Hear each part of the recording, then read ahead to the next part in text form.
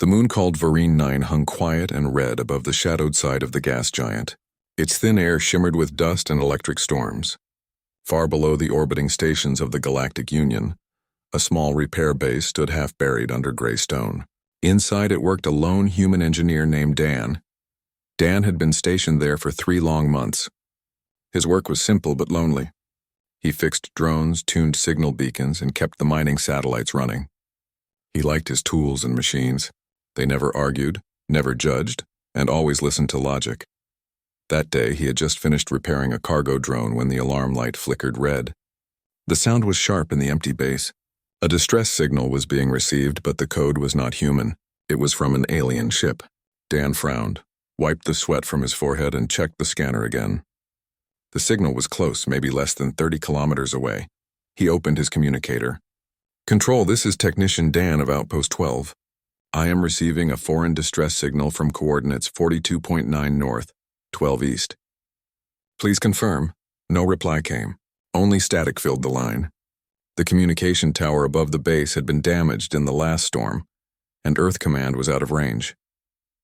Dan looked at the flashing light again. He knew he was not supposed to leave the base without direct orders. But the signal was weak, and the voice coming through it sounded desperate.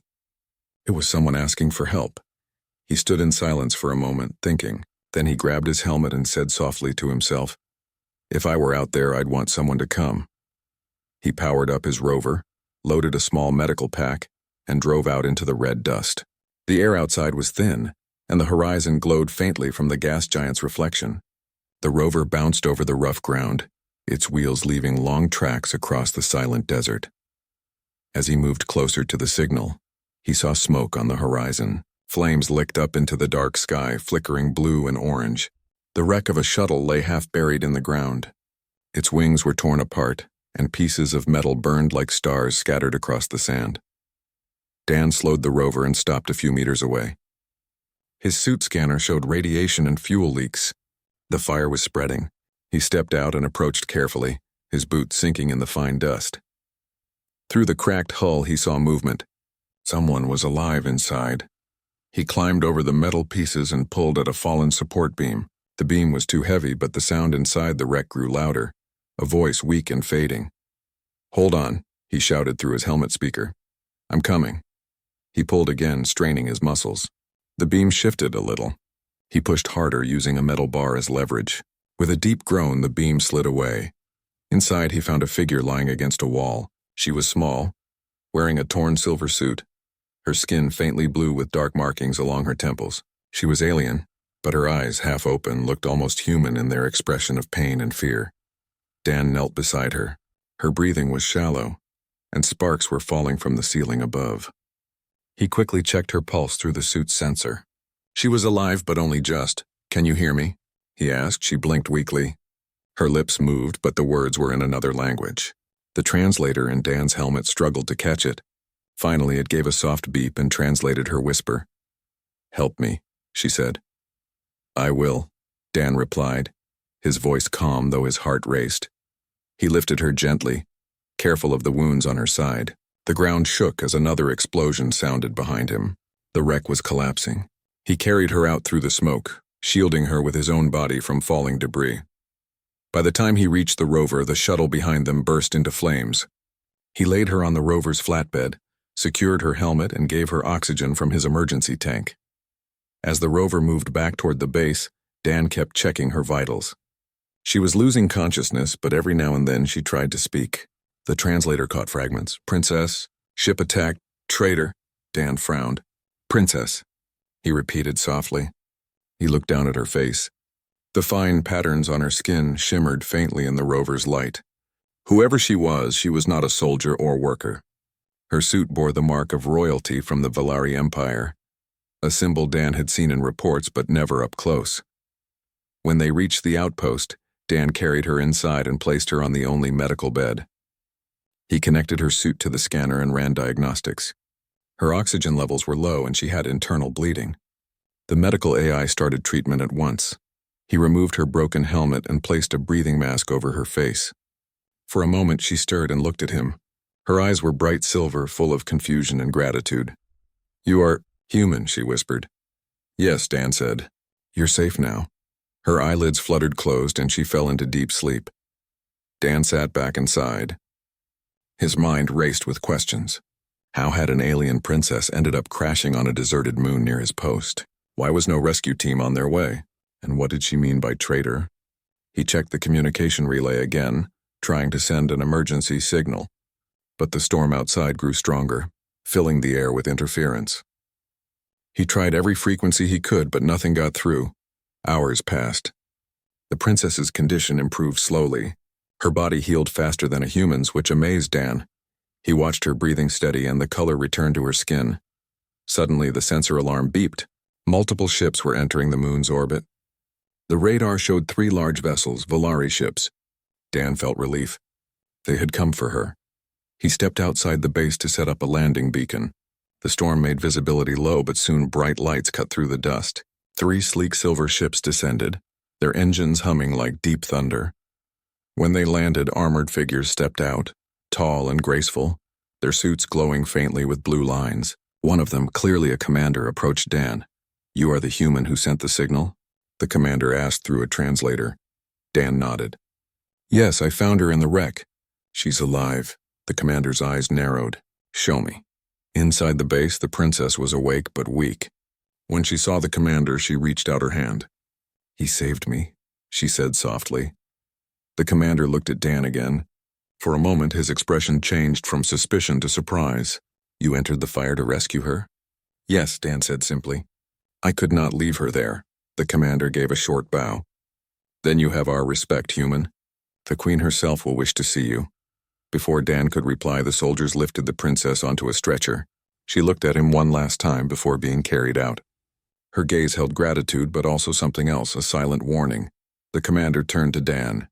"You will come with us." "The queen has ordered it." Dan hesitated. He looked around his small base at the machines and tools that had been his home for months. He was just an engineer, not a diplomat or soldier. But something told him refusing would not be wise. He packed his toolkit and followed the soldiers toward the ship. The ramp closed behind them, sealing him inside the glowing blue light of the Volari vessel. As the engines roared and the ship lifted off, Dan felt the ground vanish beneath him. Through the window, he saw the burning wreck of the shuttle fade into the distance. He had saved a life, but deep inside, he sensed that this rescue was only the beginning of something much larger. Somewhere ahead waited the queen of an alien empire, an empire that might not be eager to let a human hero leave so easily. The Volari ship moved through the dark space like a silver blade. Its engines were quiet but powerful, glowing with faint blue energy. Dan sat in a small cabin looking out at the stars. He had never been on an alien ship before. Everything inside looked smooth and shining, like glass and metal blended together. Strange symbols moved across the walls, and the air carried a soft hum that seemed alive. 2 guards stood near the door. They had not spoken since the journey began. Dan felt uneasy but kept calm. He did not know where they were taking him, only that the commander had said the queen wanted to see him. After some hours, the ship entered orbit around a bright planet covered with oceans and green continents. From above, the world looked peaceful, with white clouds floating across blue skies. The commander walked in and spoke to Dan. "We have reached Valera Prime," he said. "The Queen's palace is ready to receive you." Dan nodded. He tried to sound calm. "I understand. How is the princess?" "She is safe," the commander replied. "You saved her life. The Queen will know of this." When the ship landed, the doors opened to a wide platform shining with crystal light. The air was clean and cool, filled with the soft scent of flowers. Towers of silver and blue rose into the sky. The Queen's palace stood at the center, glowing like a mountain of glass. Dan followed the guards through long halls lined with glowing walls and flowing water. Everywhere he looked, Volari citizens stopped and stared at him. Some whispered in surprise. Few had ever seen a human before. They reached a great hall where the ceiling sparkled like a field of stars. At the far end stood a throne carved from crystal. On it sat the Queen of Valara. She was tall and graceful, her silver robe shining under the light. Her eyes were sharp but calm, filled with wisdom and power. Beside her stood Princess Mira, dressed in a soft white gown, her blue skin now healed. When she saw Dan enter, her face brightened. The commander bowed deeply. Your Majesty, this is the human who saved your daughter. The Queen looked at Dan for a long time. Her voice was clear and smooth. A human from the far colonies alone on a barren moon saved my child when even our ships could not reach her. You are either very brave or very foolish. Dan bowed slightly. I only did what anyone should do, Your Majesty. She needed help, and I was close enough to give it. The Queen's lips curved faintly, not quite a smile. Few would risk their life for a stranger of another kind. You have done something rare. Mira stepped forward. Mother, he pulled me from the wreck when fire was everywhere. Without him, I would have been gone. The Queen raised a hand. I do not doubt it. For that, the Valari Empire owes this human gratitude. She turned to her guards. He will stay in the palace until further notice. Treat him well, but do not let him leave the city without my permission. Dan looked surprised. Stay, Your Majesty? I mean no disrespect, but I only wish to return to my post. I am not important. The Queen's eyes turned cold. You entered our territory without clearance. You are now part of a royal matter. Until I decide otherwise, you will remain here. Mira looked troubled. Mother, he has done nothing wrong. He saved me. The Queen looked at her daughter with a calm but firm gaze. That is why he is alive and honored, not punished. But matters of the crown are not for outsiders to walk away from. Two attendants led Dan through another corridor into a guest chamber. The room was beautiful with a wide bed, clear walls showing the ocean outside, and soft lights that changed color slowly. Still, Dan could tell he was not free. Two guards stood outside his door and his communicator had been taken. He sat on the bed and thought about what had happened. He had gone from fixing drones on a lonely moon to being trapped in the palace of an alien queen. He had saved a life, but now that life had tied him to a foreign world. Later that night, Mira came to visit him. The guards allowed her through without question. She looked calm, but her eyes showed worry. I am sorry, Dan, she said softly. My mother is strict. She believes that anyone who touches royal affairs becomes part of them. She fears spies and plots. Dan gave a small nod. I understand. She is a ruler. She has to be careful. But I hope she realizes I only helped because I could not walk away. Mira smiled faintly. She knows, but she also thinks too much of control.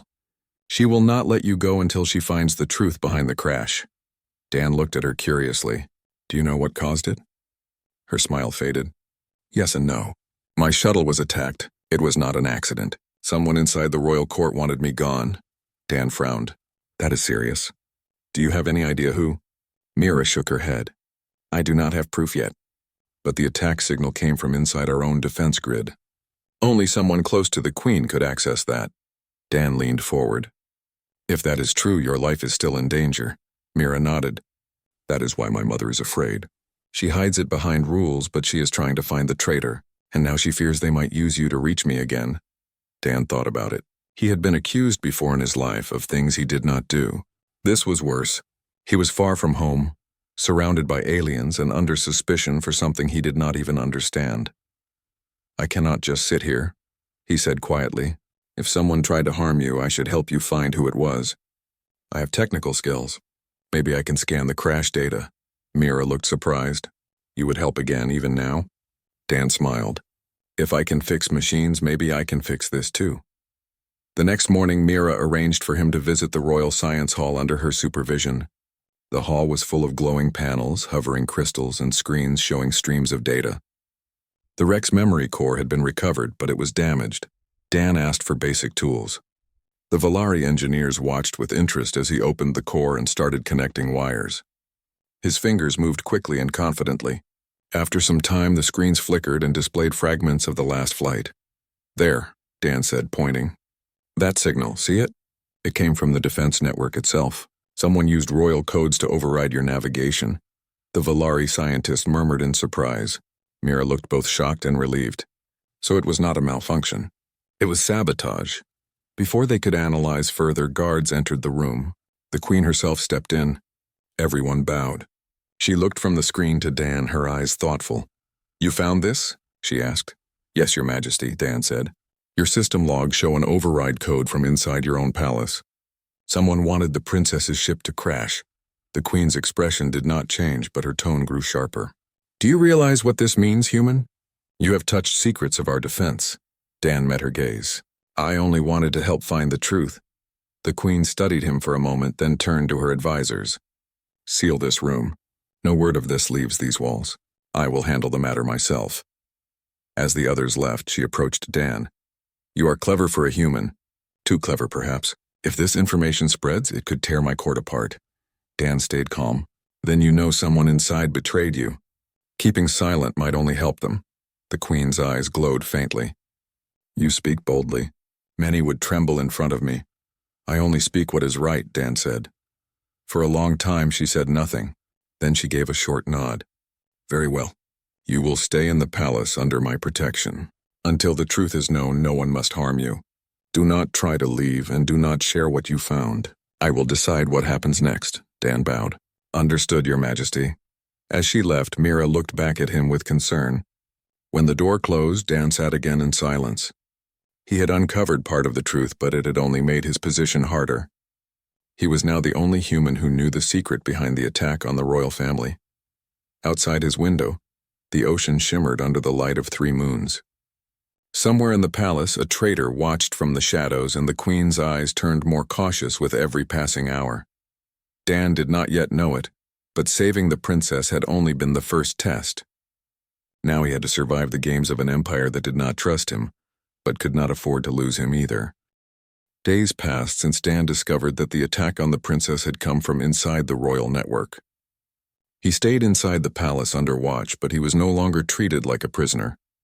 The Queen had given him a small lab to work in, and Princess Mira often visited him there. Together they tried to piece together more clues from the damaged memory core. Still, the palace felt uneasy. Guards patrolled the halls more than before. Servants spoke in whispers. Everyone seemed to know that something dark was hidden behind the bright walls, but no one dared to name it. Dan had seen this kind of tension before, back in human colonies when people feared what they did not understand.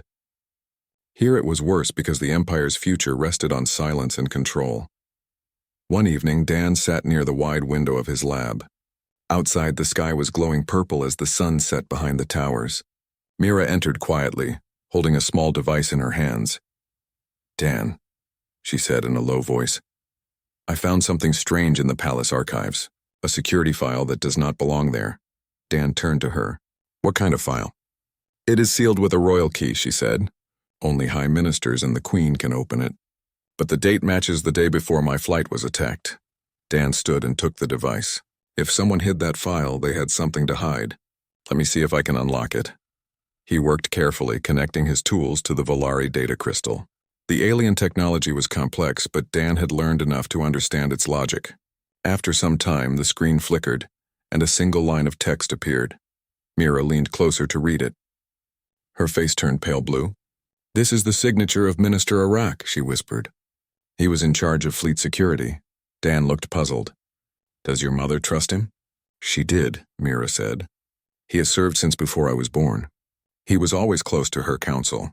If this is true, then he betrayed her and me both. Before they could speak further, the lights in the lab dimmed. A warning signal blinked red. Someone was trying to access the same file remotely. Dan reacted fast. He disconnected the system and hid the data crystal inside his toolkit. Someone knows we looked at it, he said. We should move. Mira nodded and they slipped out of the lab quietly. The halls were quiet but felt heavy with danger. They took the side passage that led to the lower levels, where old machines and archives were stored. Few ever went down there. As they walked deeper, the lights grew weaker. The air was cool and smelled of old metal. Dan turned on his wrist lamp. Strange symbols covered the walls, older than the palace itself. Mira whispered, These tunnels were part of the first Volari fortress before the palace was built. Hardly anyone remembers they exist. Dan looked around. Then it is the best place to hide while we figure out what to do. They reached a large chamber filled with silent machines and ancient consoles. Dan placed the crystal on a table and reconnected his tools. If Minister Arak planned the attack, he must have used the fleet's access codes. We might find proof inside this data. Mira watched him work. Her expression was calm but full of worry. If my mother learns about this, she will not take it lightly. She may not believe us at first. Dan nodded. We need more than suspicion. We need hard proof. Hours passed as he repaired the corrupted data. Finally, an image appeared on the screen. Security logs showing coded messages sent from the palace to the fleet hangar. The sender ID was Eric's personal code. The message order was clear. Disable the princess's navigation and route the ship toward the moon Vari 9. Mira's hands shook slightly as she looked at the screen. So it was him. He tried to end me to gain power. Dan frowned. But why? What would he gain? Mira looked down. My mother planned to name me as her successor soon. Many in the council think I am too young. Eric wanted to control the throne through another line of command. If I were gone, he could influence my mother's decisions easily. Dan understood. Power. It always comes down to that. Suddenly, a sound echoed through the tunnel. Footsteps. Dan turned off the screen. Someone followed us. They hid behind the machines as two shadows appeared at the entrance. The voices were low and sharp. She was seen entering this way with the human, one guard said. Minister Urak ordered that they be found. Mira's eyes widened. They are his men, Dan whispered. Stay low. I will distract them. He picked up a small metal tool from the table and tossed it toward another corridor. The sound of clanging metal echoed through the tunnels. The guards turned and rushed toward it. Now, Dan said softly. They ran in the opposite direction, moving deeper underground. They reached another chamber with a sealed door. Mira placed her hand on a glowing panel. The door opened slowly, revealing a forgotten part of the old fortress. Inside stood a giant circular platform surrounded by silent machines. What is this place? Dan asked. Mira looked around. The ancient heart of Valara. It was said this room powered the first city. My ancestors locked it away centuries ago when new systems were built. Dan examined the consoles. The technology here looks different. Maybe older, but stronger. He connected his wrist pad to one of the panels. The screen came alive with faint light. Lines of data scrolled quickly. This system still runs on its own energy, he said. Whoever built this was far ahead of their time. Mira looked at him curiously. You can understand this? Not fully, Dan said. But enough to know that this place could connect to every system in the palace. If we can use it, we can show your mother the truth directly. Mira smiled for the first time that night. Then let us do it. He worked fast, linking the data crystal to the old system. The machines hummed softly, and a bright image projected into the air. It showed the logs of Minister Iraq's messages, complete and unchangeable. The evidence was now undeniable. But before they could send it to the throne room, the ground shook. The old walls trembled. A loud voice echoed through the chamber from a speaker. Step away from the system, human, said a deep voice. You have caused enough trouble. It was Iraq himself. His image appeared in the projection. His silver armor shone and his eyes burned with anger. Mira stepped forward. Why did you do it, Arak? You were my mother's most trusted advisor. Arak's voice grew cold. Because your mother has lost her strength. The Empire needs firm hands, not compassion. You would have ruined us with your friendship toward outsiders. He looked at Dan, especially toward humans. Dan glared back. You caused destruction and nearly killed her.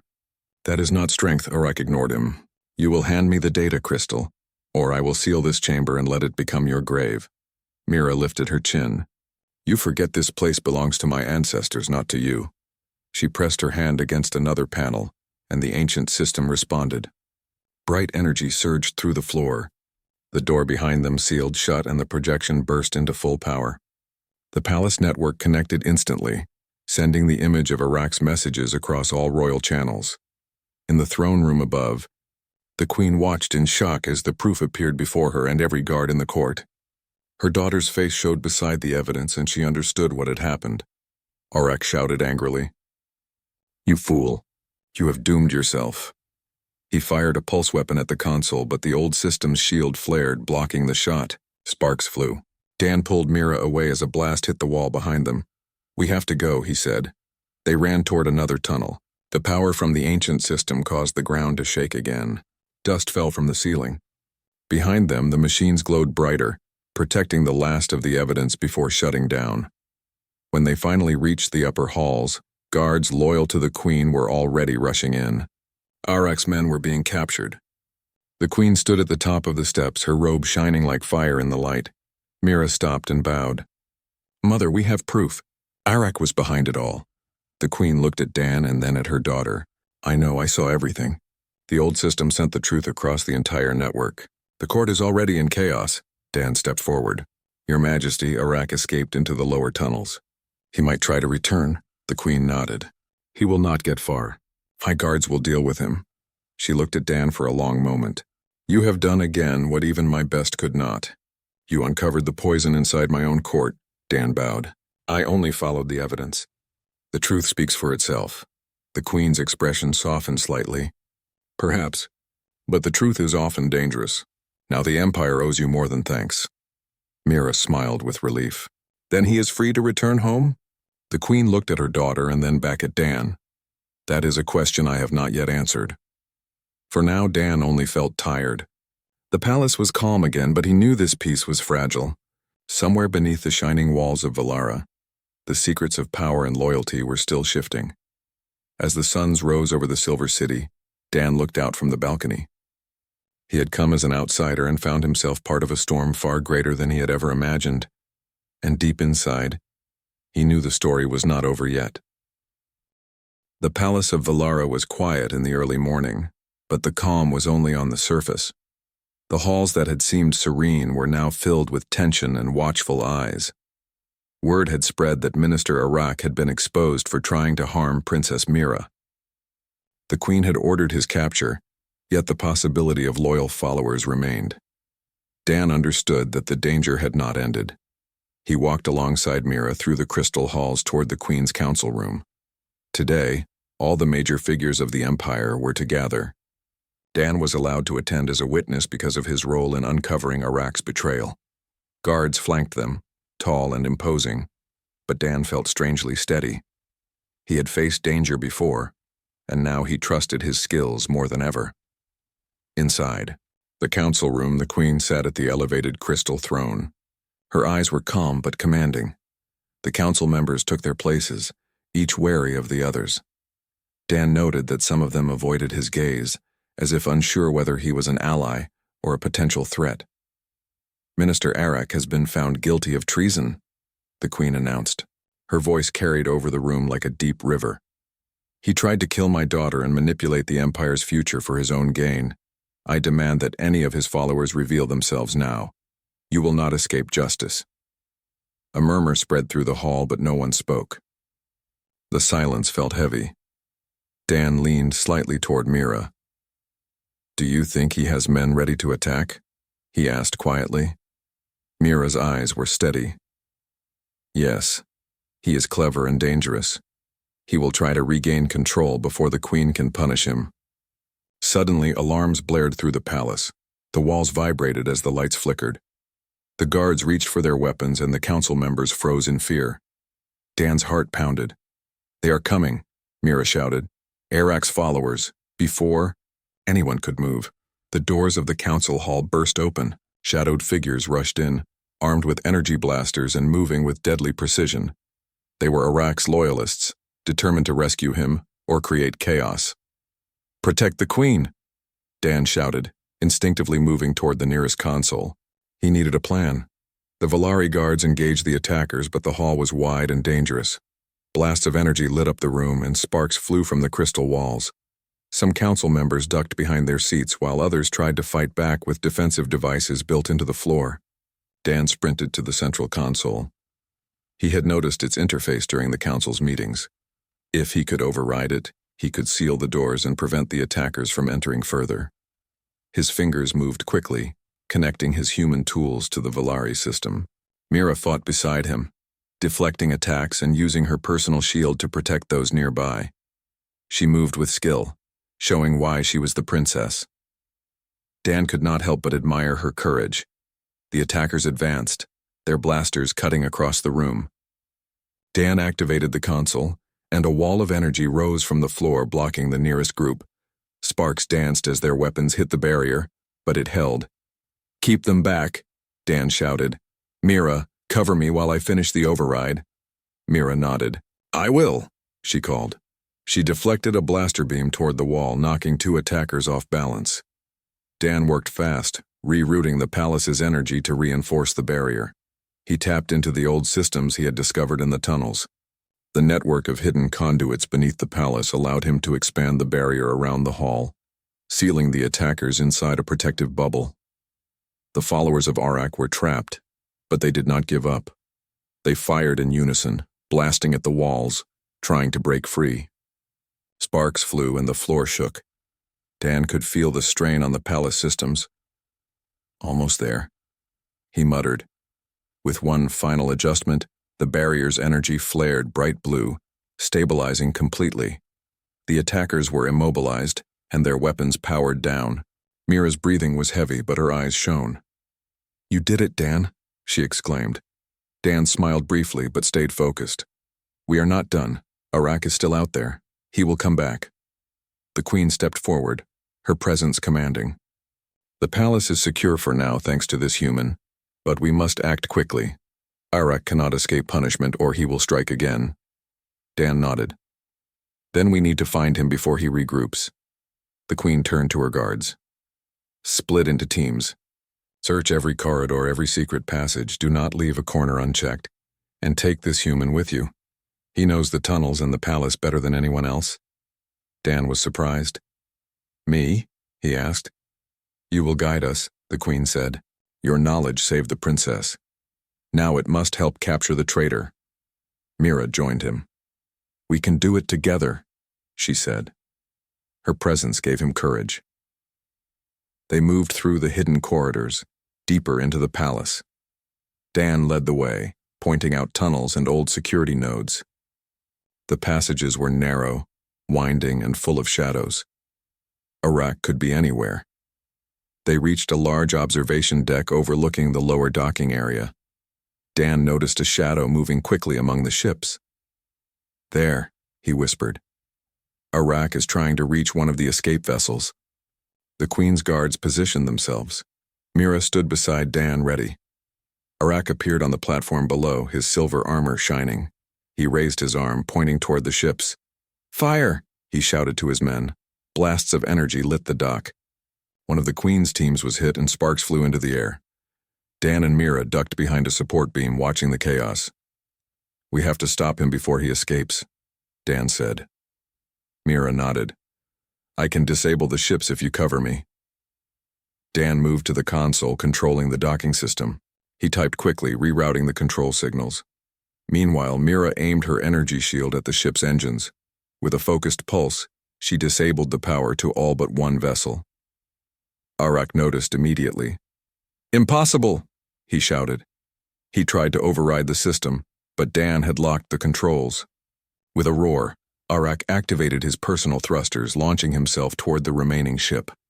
Dan calculated quickly. If he could cut off the ramp access, the ship would be trapped on the ground. He flipped a switch on the control panel, sending an energy surge to the docking clamps. The ship shuddered and halted, its ramp raising too slowly for Arak to climb aboard. Arak's expression turned furious. He fired a pulse at the control console, but Dan had already activated the emergency shield. Sparks flew, but the console remained functional. Mira stepped forward. "This ends now, Arak," she said firmly. She raised her hand, activating a field that slowed his movements. Arak stumbled, caught in the slowing field, unable to move quickly. The Queen's guards arrived, surrounding him. Arak looked around, realizing his escape had failed.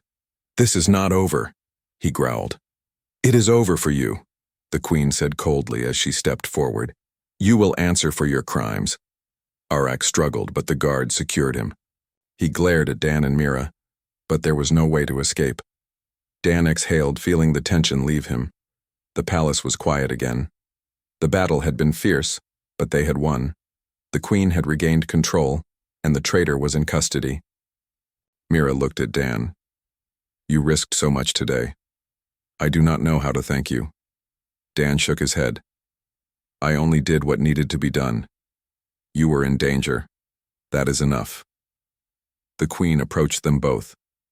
"Human, you have shown courage, skill, and loyalty beyond what I expected. You have proven that outsiders can be trusted and that bravery is not limited to one species." Dan bowed. "I am honored, Your Majesty." The Queen turned to her guards. "Prepare the chamber for the punishment of Arak. The Empire must see that treachery is not tolerated." Mira and Dan watched as the guards escorted Arak away. Dan could see the tension and fear in the remaining council members. They had learned a lesson that day. Betrayal could rise even within the walls of the palace, but justice would prevail. Later, as the suns of Valara Prime began to set, Dan walked with Mira across the palace terrace. The city glowed in the evening light, its towers shining like silver flames. "Do you think it is truly over?" Dan asked. Mira smiled faintly. "For now. But the court will take time to heal. And there are always challenges ahead. Today you helped save more than my life. You helped save the Empire." Dan nodded. "I never imagined I would be part of something so important. I only wanted to fix machines, not rule or fight in empires." Mira laughed softly. "Sometimes fate chooses for us." Dan looked out at the horizon. The moons of Valara shone bright, reflecting off the oceans and towers. He realized that his life had changed forever. He had come as a simple human engineer and had become a hero of an alien empire. He turned to Mira. "Whatever comes next, I will stand by your side. I owe you that much." Mira placed her hand on his. "And we will face the future together. Your courage has proven that even outsiders can make a difference." As the stars appeared in the sky, the palace remained peaceful, but Dan knew the Empire's trials were not yet over. Somewhere beyond the shining towers, new challenges would rise, and he would need every skill, every bit of courage to meet them. For now, though, the battle was won. The traitor was captured, the Queen's rule remained unbroken, and humanity had earned a place of respect in the eyes of an alien empire. Dan allowed himself a moment to breathe, looking at the glowing city around him. He had saved the princess, uncovered betrayal, and helped protect an empire. The story was far from finished, but he knew one thing: he would not back down from the challenges ahead. The palace of Valara felt quiet that morning, but the air was charged with tension. After the capture of Minister Arak and the failure of his followers, the empire had a moment to breathe. Yet the Queen knew that the future still required careful guidance. The court gathered once more in the Crystal Throne Hall. Dan and Princess Mira were present, and the Queen's eyes seemed to hold a new understanding as she observed both of them. Dan had never expected to stand in the throne room of an alien empire, but today he felt a mix of pride and apprehension. He had saved the princess, uncovered treachery, and helped defeat the traitor, yet he could not ignore the question that loomed over him. Would he ever return home? The Queen rose from her throne, her silver robe shimmering under the sunlight streaming through the crystal walls. Her voice was calm but carried authority across the room. "The events of the past days have revealed more than I could have imagined. Arak sought to manipulate this empire for his own gain, and only through courage, skill, and loyalty has his plan been stopped. For this humanity, through this human, has earned respect." Dan bowed his head respectfully. "Your Majesty, I am grateful for your words, but I never wished for glory. I only acted because Princess Mira was in danger. That is all." The Queen studied him for a long moment. "You speak with humility, yet your actions have shaped the safety of my empire. You entered our domain without clearance, yet you risked your life for another being. Such courage is rare, and such loyalty is rarer still." Mira stepped forward. Her eyes were bright with gratitude and hope. "Mother, he saved me." He did not think of himself. "How can we repay someone who has done so much?" The Queen turned her gaze to her daughter, then back to Dan. "The choice is mine, but it is not simple. You are human. Your home is not here, and yet your skills, your judgment, and your loyalty are invaluable to this empire. To release you would risk losing what you have already proven to be essential." Dan's heart sank slightly. He had hoped for a simple answer, perhaps permission to return to his post, yet he understood the Queen's reasoning. "I understand, Your Majesty. I will follow your decision." The Queen walked slowly through the hall, her hands clasped behind her back. "It is true that humans are outsiders. Many of my council feared your presence, yet you have shown them that value is not limited to species or origin. Courage and wisdom can come from any being." She paused near Dan, her expression thoughtful. "I have considered your actions, your character, and the consequences of releasing you. You could return to Earth, and the Empire would lose a valuable ally. But to keep you here against your will would be unjust." Dan nodded. "I am willing to serve if it helps protect the Empire and Princess Mira, but only if you see fit." I do not wish to impose. The queen studied him quietly. Then she spoke, her voice softening. Your honesty pleases me. I have spent my life judging the worth of individuals based on loyalty, strength, and courage. Today, you have proven yourself in all these ways. Therefore, I have decided, she gestured to Mira. You will stay with us as an honored guest and royal engineer. You will be free to move within the Empire, to assist in any way your skills allow and to walk the stars with the princess, but you will remain under the protection and guidance of the crown. This is not imprisonment. It is an acknowledgement of your value. Dan felt relief and surprise. Thank you, Your Majesty. I will serve to the best of my abilities. The queen turned to her council. Let this be a lesson to all. Bravery and loyalty are recognized no matter the origin. Today we honor this human not as a subject, but as an ally. Mira stepped closer to Dan. Her smile was soft, filled with gratitude. You have changed the Empire's view of humans, and you have saved my life more than once. I am glad you will stay. Dan returned her smile, feeling a sense of belonging he had never imagined possible. I am glad too. I only hope I can continue to be of help. The queen raised her hand and a holographic display appeared in the center of the hall. It showed images of the palace, the fleet, and the Empire's resources. You will have access to the knowledge and tools necessary to assist in our defenses. You are now part of the future of Valara. Dan examined the holograms, noting the complexity of the Empire's systems. I will do my best to strengthen them, he said. The queen's expression softened further. Do not fear, human. You are not alone. Princess Mira will guide you in understanding our ways, and the Empire will learn to value your contributions. Mira reached out her hand. Together we will make sure this Empire is safe, and no one can harm it from within or without. Dan nodded. Yes, together. The council members who had watched in silence now bowed to Dan. Some spoke words of respect and gratitude. It was a remarkable moment. A human honored in an alien empire, recognized for courage and wisdom beyond expectations. After the formalities, the queen led Dan and Mira to a balcony overlooking the city. The towers sparkled in the light of the suns and the oceans reflected the shimmering sky.